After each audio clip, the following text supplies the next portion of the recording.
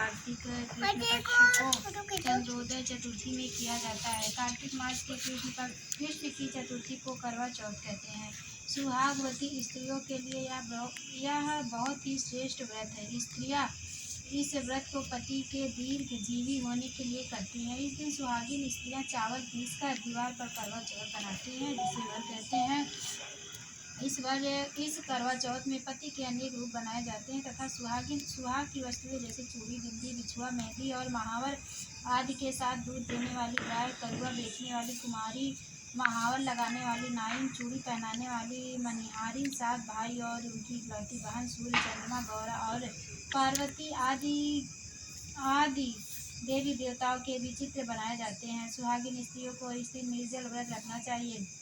रात्रि को जब चंद का चित्र बाजार से लाकर दीवार पर चिपकाया जा सकता है। चौथ माता कबीरा। एक साहूकार था जिसके 7 बेटे और एक बेटी थी। सातों भाई व बहन एक साथ बैठकर भोजन करते थे। एक दिन कार्तिक की चौथ का व्रत आया तो भाई बोला कि बहन आओ भोजन करें। बहन बोली कि आज करवा चौथ का व्रत है, चाँद उगने पर ही खाऊंगी। तब भाइयों ने सोचा कि चाँद उगने तक बहन भूखी रहेगी, तो एक भाई ने दिया जलाया। दूसरे भाई ने छलनी लेकर उसे ढका और नकली चाँद दिखाकर बहन से कहने लगे कि चल आज चाँद उग आया है, अर्घ्य दे ले। बहन अपनी भाभियों से कहने लगी कि चलो अर्घ्य दे तो भाभियाँ बोली तुम्हारा चाँद उगा होगा, हमारा चाँद तो रात को उगेगा। बहन ने जब अकेले ही अर्घ्य दे दिया और खाने लगी तो पहले ही ग्रास में बाल आ गया, दूसरे ग्रास में कंकड़ आया और तीसरे ग्रास मुंह की ओर किया तो उसकी ससुराल से संदेशा आया कि उसका पति बहुत बीमार है, जल्दी भेजो। माँ ने तब लड़की को विदा किया और कहा कि रास्ते में भी जो मिले उसके पांव लगना और जो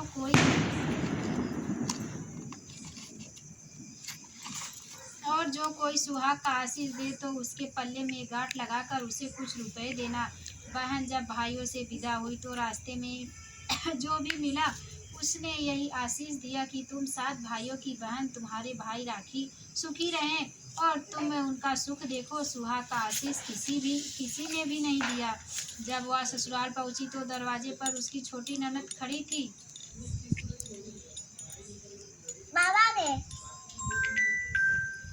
वह उसके ही पांव लगी तो उसने कहा कि सुहागिन रहो, सपूती हो। तो उसने यह सुनकर पल्ले में गांठ बांधी और ननद को सोने का सिक्का दिया। तब भीतर गई तो सास ने कहा कि पति धरती पर पड़ा है, तो वह उसके पास जाकर उसकी सेवा करने के लिए बैठ गई। बाद में सास ने दासी के साथ हाथ बची खुची रोटी भेज दी। इस प्रकार से समय बीतते मार्गशीर्ष की चौथ आई तो चौथ माता बोली करवा ले भाइयों की प्यारी करवा ले।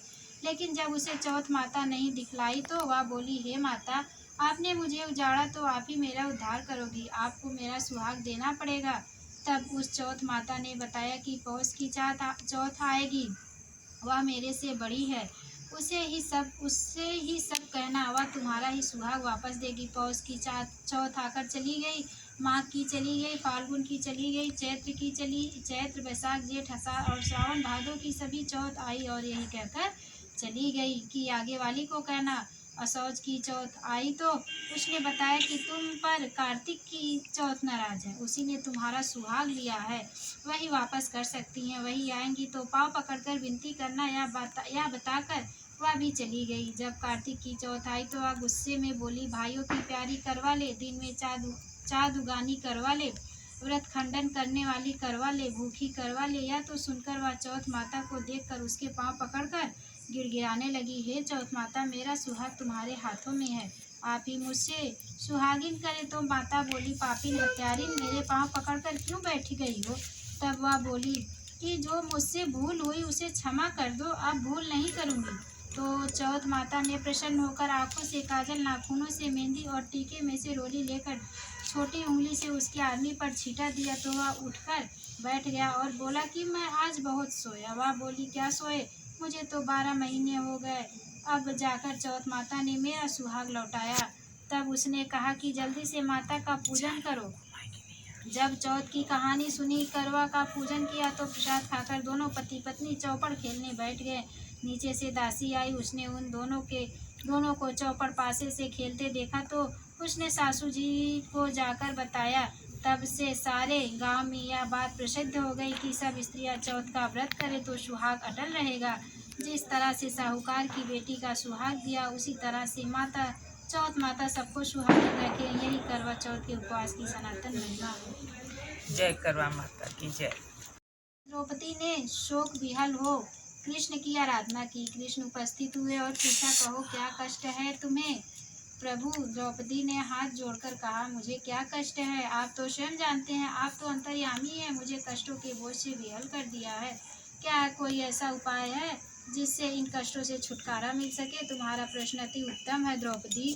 कृष्ण मुस्कुराकर बोले, फिर मुझे दुखी नारी का कष्ट दूर करने का उपाय बताइए। द्रौपदी ने पूछा। यही प्रश्न एक बार पार्वती जी ने शिव जी से कर दिया था। तब शिव जी ने करवा चौथ का विधान बताया था। फिर प्रभु, करवा चौथ की जानकारी मुझे भी दीजिए और उनकी कथा कहिए। तब कृष्ण ने एक पल सोचने के बाद कहा, दुख सुख जो सांसारिक माना जाता है, प्राणी उसमें सदा ही लिप्त रहता है। मैं तुम्हें अति उत्तम करवा चौथ व्रत की कथा सुनाता हूँ, इसे ध्यान से सुनो। प्राचीन काल में गुणी विद्यमान धर्मपरायण एक ब्राह्मण रहता था। उसके 4 पुत्र तथा एक गुणवती सुशील पुत्री थी। पुत्री ने विवाहित होकर चतुर्थी का व्रत किया, किंतु चंद्रोदय से पूर्व ही उसे क्षुधा ने बाध्य कर दिया। इससे उसके स्नेही भाइयों ने छल से पीपल की आड़ में कृत्रिम चंद्रमा बनाकर दिखा दिया। लड़की ने अर्घ्य दे भोजन कर लिया। भोजन करते ही उसके पति की हृदय गति बंद हो गई। इससे दुखी हो उसने अन्न जल त्याग दिया। उसी रात्रि में इंद्राणी भूविचार करने आई ब्राह्मणी पुत्री ने उससे अपने दुख का कारण पूछा तो इंद्राणी ने बताया, तुम्हें करवा चौथ व्रत में चंद्र दर्शन से पूर्व पूजन कर लेने से यह कष्ट मिला है। तब उस लड़की ने अंजलि बांध कर विनय की कि इससे मुक्त होने का कोई उपाय बताइए। इस पर इंद्राणी ने कहा, यदि तुम विधि पूर्वक अगली करवा चौथ का व्रत करो तो तुम्हारे पति पुनर्जीवित हो जाएंगे। कन्या ने ऐसे करने का वचन दिया तो उसका पति स्वस्थ हो गया। इस पर उस कन्या ने वर्ष भर प्रत्येक चतुर्थी का व्रत किया और अनंत सुहाग प्राप्त किया। श्री कृष्ण ने कहा, हे द्रौपदी, यदि तुम इस व्रत को करोगी तो तुम्हारे सभी संकट टल जाएंगे। इस प्रकार द्रौपदी ने यह व्रत किया और पांडव सभी क्षेत्रों में विजयी हुए। इस प्रकार सौभाग्य, पुत्र पौत्र आदि और धन धान्य की इच्छुक स्त्रियों को यह व्रत विधि पूर्वक करना चाहिए। इस व्रत में भगवान शंकर की आरती की जाती है। आरती। एक ब्राह्मण पर मायके में कोई न था। वह घर का सारा काम काज करती, सबकी सेवा करती, पर कोई भी उससे प्यार नहीं करता। सभी काटते रहते। 30 त्योहारों पर भी जब उसके मायके से कोई ना आता तो वह बहुत दुखी होती। हर वर्ष की तरह इस वर्ष भी करवा चौथ का व्रत आया। अन्य बहुओं को के मायके से उनके छोटे भाई करवा लेकर आए, पर छोटी के मायके में यदि कोई होता तो करवा भी लाता। सास भी छोटी को ही खरी खोटी सुना रही थी। वह दुखी हो घर से निकल पड़ी और जंगल में जाकर रोने लगी। एक नाग बहुत देर से उसका रोना सुनता रहा। अंत में वह अपने बिल से निकल आया और छोटी बहू से पूछने लगा, बेटी क्या बात है, तुम रो क्यों रही हो? छोटी बहू बोली, आज करवा चौथ है, मेरा कोई भाई नहीं है। यदि मेरा कोई भाई होता तो आज जरूर करवा लेकर आता। नाग को छोटी बहू पर दया आई। नाग ने कहा, बेटी तुम घर चलो, मैं अभी करवा लेकर आता हूँ। थोड़ी देर बाद नाग ससुराल पहुँचा। ससुराल वाले इतना सामान देखकर चकित हो गए। सास भी प्रसन्न हो गई। सास ने प्रसन्न मन से छोटी बहू को नाग देवता के साथ भेज दिया। नाग देवता छोटी बहू को अपना सारा महल दिखाया और कहा, जितने दिन चाहो आराम से रहो, मन चाहा खाओ, मन चाहा पहनो, पर एक बात याद रखना, सामने रखी नाद कभी मत खोलना। छोटी बहू सारा समय महल में आराम से काटती, पर नाद के बारे में उनकी उत्सुकता बढ़ती जाती। एक दिन जब घर में कोई ना था, उसने नाद को उठाकर देखा। जो हजारों छोटे छोटे सांप के बच्चे इधर उधर रेंगने लगे। उसने जल्दी ही नाद ढक दी। जल्दी में एक सांप की पूंछ नाद के नीचे आकर कट गई। शाम को नाग के आने पर छोटी ने अपनी गलती स्वीकार कर ली। नाग ने भी उसे क्षमा कर दिया। जब छोटी ने ससुराल जाने की इच्छा की तो उसने उसे धन रत्न आदि देकर विदा किया। किया। छोटी के ससुराल में अब उसकी बड़ी इज्जत होने लगी। जिस सांप की पूंछ कटी थी उसे सभी बंडा कहकर तंग करते थे। एक दिन उसने अपनी माँ से पूछा कि मेरी पूंछ कैसे कटी है। माँ ने कहा, जिस छोटी बहू के नाद उठाने और जल्दी में रखने में ही तुम्हारी पूंछ कटी है। वह बोला कि मैं छोटी से बदला लूँगा। माँ ने के बहुत समझाने पर भी वह एक दिन चुपचाप छोटी के घर जा पहुंचा और मौका पाकर उसे काटने की सोचने लगा। वह छोटी बहू और उसकी सास में किसी बात पर बहस हो रही थी तो छोटी कसम खा खा कर कह रही थी कि मैंने ऐसा नहीं किया है।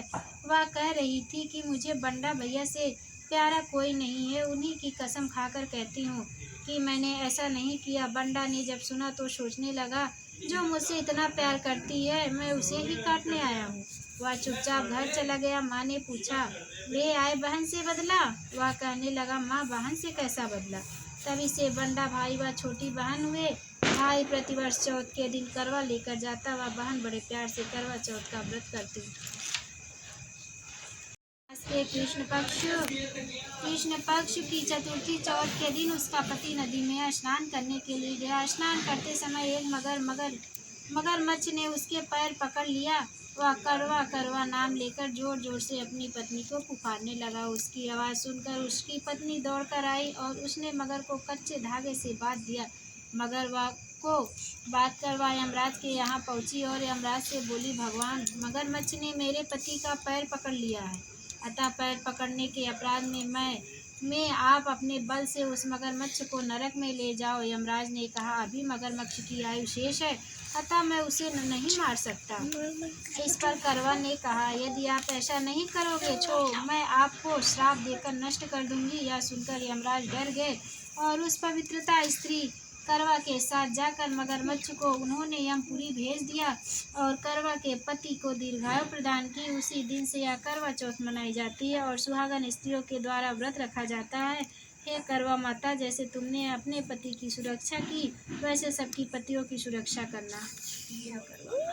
जय गणेश जय गणेश जय गणेश देवा। पान चढ़े फूल चढ़े और चढ़े मेवा, लड्डुअन का भोग लगे संत करे सेवा। जय गणेश जय गणेश जय गणेश देवा। एक दंत दयावंत चार भुजाधारी, माथे सिंदूर सोहे मूस की सवारी। अंधन को आँख देते कोढ़िन को काया, बाजन को पुत्र देते निर्धन को माया। जय गणेश जय गणेश जय गणेश देवा। माता जकी पार्वती पिता महादेवा। हार चढ़े फल चढ़े और चढ़े मेवा, लड्डुअन का भोग लगे संत कीजिए सेवा। जय गणेश जय गणेश जय गणेश देवा। माता जकी पार्वती पिता महादेवा। दीनन की लाज रखो शंभु सुतवारी, कामना को पूर्ण करो जग बलिहारी। जय गणेश जय गणेश जय गणेश देवा। माता जकी पार्वती पिता महादेवा। जय शिव ओंकारा स्वामी हरि शिव ओंकारा। ब्रह्मा विष्णु सदा शिव, ब्रह्मा विष्णु सदा शिव, अर्धांगी धारा। ओम जय शिव ओंकारा। एकानन चतुरानन पंचानन राजे, बाबा पंचानन राजे। दो भुज चार चतुर भुज,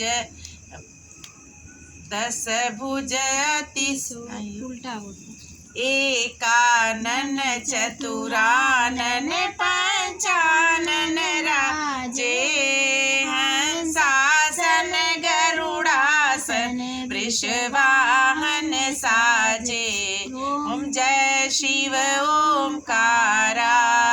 दो भुज चार चतुर्भुज दश भुज अति सोहे ओ बाबा दश भुज अति सोहे तीनों रूप निरखते तीनों रूप निरखते त्रिभुवन जन मोहे ओम जय शिव ओमकारा अक्षमाला बनमाला मुंड माला धारी ओ बाबा मुंड माला धारी त्रिपुरारी कंसारी त्रिपुरारी कंसारी करमाला धारी जय शिव ओमकारा